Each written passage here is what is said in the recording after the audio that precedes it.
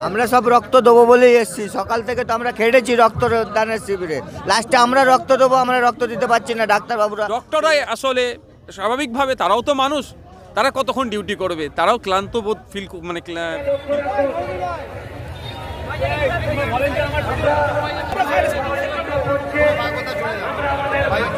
অনৈতিক অবান্তর মন্তব্য করবে, আমি তো চুপ করে বসে থাকতে পারবো না।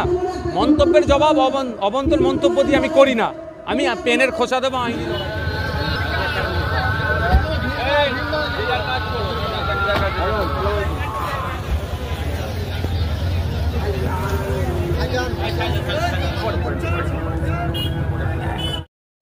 দেখুন এখনো প্রায় 3000 চলছে,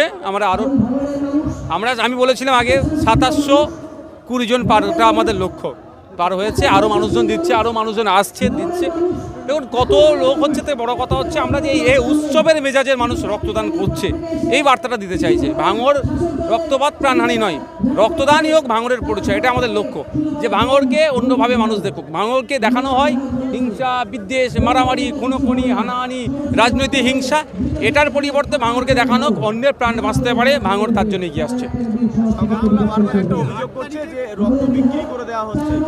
দেখুন 1992 সালের দিকে একটা মামলা হয়েছিল, ওইটা রায় 2000 সালের দিকে হয়েছিল। রক্ত বিক্রি করলে প্রায় 6 মাস পর্যন্ত জেল আছে। যদি আমরা 3000 আজকে ইউনিট হয়, 3000 রক্ত ইউনিট যদি আমরা রক্ত বিক্রি করি, তাহলে ক বছর আমার জেল হবে? মামলা করতে বলুন না। ব্যাপারটা হচ্ছে যেটা পারবে না, আগুর ফল তখনই টক যখন সে আর ওখানে পৌঁছাতে পারে না।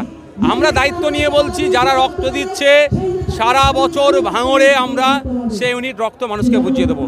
শুধুমাত্র যারা রক্ত দিয়ে তারা নাই, যা অন্য কাউ অসুবিধা হলে তারা জিজ্ঞাসা করলে তাদেরকেও আমরা রক্ত দিয়ে থাকি। বিগত বছরগুলোতে আমরা রক্তদান শিবির করেছি। হ্যাঁ, কিছু সময় অসুবিধা হয় যখন রক্তের ক্রাইসিস থাকে, বাকি সব সময় আমরা পরিষেবা দিয়ে গেছি।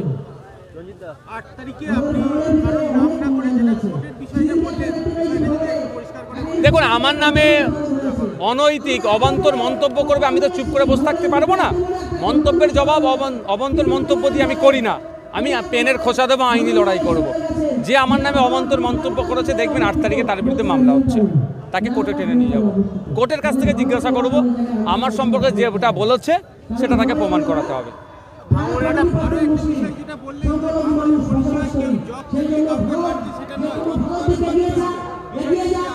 দেখুন এমনভাবে ভাঙড়কে দেখাতে চাই, কিছু নেতাকে দেখিয়ে ভাঙড়কে রিপ্রেজেন্ট করতে চাই, আমরা সেটা দেখাতে চাই না। আমরা ভাঙড়ের শ্রমজীবী মানুষ, কৃষক মানুষ, রক্তদাতা, ভাঙড়ের ছাত্র যুব, ভাঙড়ের সংস্কৃতি মনস্ক মানুষ, ভাঙড়ের সাংবাদিক যারা আছে, ভাঙড়ের হেভি অংশ সাংবাদিক আছে, প্রচুর সাংবাদিক আছে, এদের মাধ্যমে ভাঙড়কে চিনুক বিশ্ব দরবারে। দেখুন আমার এই মর্মে কোশ্চেন দিয়ে আছে, অ্যালাউই করছে না উত্তর দিতে হবে বলে। আমি এই মর্মে কোশ্চেন করে রেখেছি বিধানসভাতে, অ্যালাউ করছে না কেন বুঝতে হবে আপনাকে। এখানে ট্রান্সপোর্ট মিনিস্টার উত্তর মানে কোশ্চেনটা প্লেস করাচ্ছে না কেন? হ্যাঁ কি না কিছু তো বলতে হবে। এটা তো অনেক দিনের লক্ষ্য, শহর থেকে শ্রমজীবী মানুষকে উচ্ছেদ করা। রাজারহাট নিউ টাউনে উচ্ছেদ করেছে, এখন আছে ভাঙড়কে উচ্ছেদ করে সরিয়ে দিতে পারলে কাজ হবে ওদের। নিয়ে তাদের ওয়েবসাইটে নতুন ম্যাপ লিস্ট করেছে, তারা টার্গেট এরিয়া হিসাবে উন্নয়নের নিরিখে 100 বার আসুক না। আমি তো মন্ত্রীকে বলেছি, নগর উন্নয়ন মন্ত্রীকে বলেছি, কলকাতা কর্পোরেশন আন্ডারে ভাঙড়কে করে নিন না। শুধু কলকাতা পুলিশের লাঠি দেখালে হবে? কলকাতা কর্পোরেশনের পরিষেবাও দিন না। দেখুন একটা কথা বলি, মানুষের মতের বাইরে গিয়ে কোনো জিনিস হলে মানব না। সোনপুরে যে ব্রিজটা রয়েছে, আপনি যেখানে রক্তদান শিবির করছেন, সন্ধ্যা নামলে যে অন্ধকারে ডুবে যায়, সেই কোনো সংস্কার হয়? দেখুন ওটা আছে পাশে একটা কাঠের ব্রিজ আছে, সেটা আসু সংস্কারের প্রয়োজন। ওই কাঠের ব্রিজটা ঠিক হলেই অনেক মানুষের, শ্রমজীবী মানুষের মালপত্র নিয়ে যাওয়ার সুবিধা হবে। বারবার এগুলো বলছি, কিন্তু অপদার্থ সরকার দেখছি করছে। কিন্তু আর কিছু জায়গাতে যেমন ছেলে গোয়ালিয়ার ওখানে 80 লক্ষ টাকা বরাদ্দ করে একটা প্রজেক্ট চলছে, চণ্ডীপুরেরটার জন্য কিছু বরাদ্দ হয়েছে অর্থ, আরও একটা জায়গায় কাজ চলছে। আমরা চাই সব কাজটাই হোক, ভাঙড়ে একটা পাবলিক লাইব্রেরি আছে দীর্ঘদিন ধরে বন্ধ, সেটা কোনো ভাঙড় বিধানসভায় 5টা পাবলিক লাইব্রেরি আছে, একটা দীর্ঘদিন বন্ধ আছে, একটা চলতে চলতে বন্ধ হতে চলেছে, লাইব্রেরিয়ান নাই। এই মর্মে আমি স্পেশাল মেনশন করেছি লাইব্রেরি মন্ত্রীর কাছে। দুর্ভাগ্যের বিষয় দিচ্ছি করছে, দিয়াটা তো আমার হাতে ক্ষমতা নেই। লাইব্রেরিয়ান এবং ইন্টারনেট যুক্ত করে দিলেই মানুষ পরিষেবা পাবে। প্রতি বছরে বইমেলা হচ্ছে ভাঙড়ে সারা রাজ্যে, কিন্তু সারা বছরের জন্য ভাঙড় সহ সারা রাজ্যে বই প্রেমীরা যাতে নির্দিষ্ট জায়গায় গিয়ে বইয়ের অন্বেষণ করতে পারে, বইয়ের মাধ্যমে উপকার নিতে পারে, সেই গ্রন্থাগারগুলোকে, লাইব্রেরিগুলোকে পুনর্জীবিত করুক, তার ব্যবস্থা সরকার নিচ্ছে না। জীবনধারা সারাঙ্গাবাদ স্কুলের এক ছাত্রী সেই স্কুলে ভর্তি না হতে পারে বিষকে আত্মঘাতী হয়েছে, কি বলবেন কি জন্য ভর্তি হতে পারেনি? টাকা পয়সার জন্য ভর্তি হতে পারে। দেখুন, হ্যাঁ, বাবা রিক্সা চালায়, টাকা পয়সার জন্য ভর্তি হতে পারে। দেখুন ব্যাপারটা হচ্ছে অল্প কিছু ভর্তি ফিজ হয়।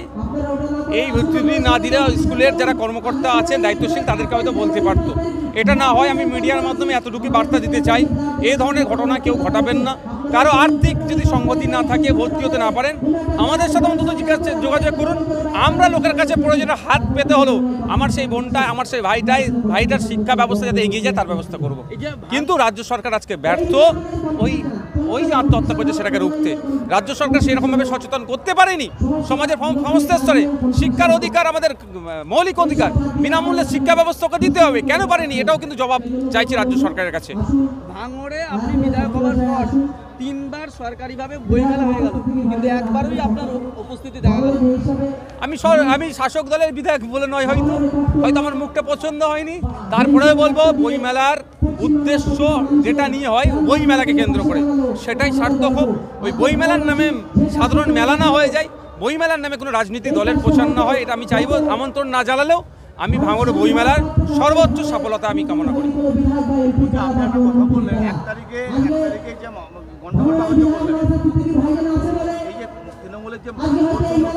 শুধুমাত্র সিন্ডিকেট রাজটাকে কন্ট্রোল করবে, তোলাবাজিটা কার হাতে থাকবে? আদর্শগতদের লড়াই নয় তো, এদের হচ্ছে এইখান থেকে যে টাকা পয়সা যারা হচ্ছে ওই ভগবানপুর, ব্যবতা 1, ব্যবতা 2, বামনঘাটে, হাতিশালা, এই অর্থ এলাকার যে ধরনের মুনাফা আছে সেটাকে লেয়ার কে কারা কন্ট্রোল করবে, এই লড়াই ওদের চলছে। এই প্রথম ভাঙড়ে কোনো তৃণমূলের বিরুদ্ধে অভিযোগ করলো, কি বলবেন? এ ধরনের বিগত দিন ধরে হয়ে আসছে, এটা তো করবেই এদের। সত্য কথা দুজন, কখনো এ সত্য কথা বলে, কখনো ও সত্য কথা বলে।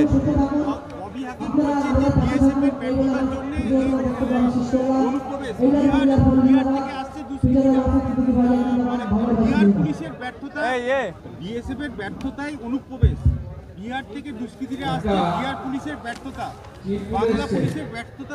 রাজ্য সরকারও ব্যর্থ, কেন্দ্র সরকারও ব্যর্থ। অনুপ্রবেশ আটকানোর দায়িত্ব, প্রধান দায়িত্ব হচ্ছে রাজ্য সরকারের। আর ভিন্ন রাজ্য থেকে যারা এসে আমাদের রাজ্যে এই অরাজকতা করছে, এই গুলি করছে, আমাদের রাজ্যের কাউন্সিলরকে খুন করে চলে যাচ্ছে, বিহার যোগ পাওয়া যাচ্ছে, এগুলোকে আটকানো দরকার রাজ্য সরকারের। দুটো সরকারই ব্যর্থ, শুধু দায়ী ঠেলাঠেলি করার চেষ্টা করছে। আর তুতু ম্যায় বন্ধ করতে হবে, আমাদের নিরাপত্তা সুনিশ্চিত করতে হবে, সে দেশের বর্ডারে হোক আর রাজ্যের সীমানায় হোক। এটা দায়িত্ব রাজ্য সরকারকে নিতে হবে, কেন্দ্র সরকারকে নিতে হবে। রাজ্য সরকারের আয়োজিত যে সঙ্গীত মেলা, সেখানে আরজিকরে যারা, এটা তো বারবার শাসক দলের দ্বারাই বিরোধী কণ্ঠরোধ করা হয়। আরে বিরোধী থাকাই তো গণতন্ত্রের জন্য।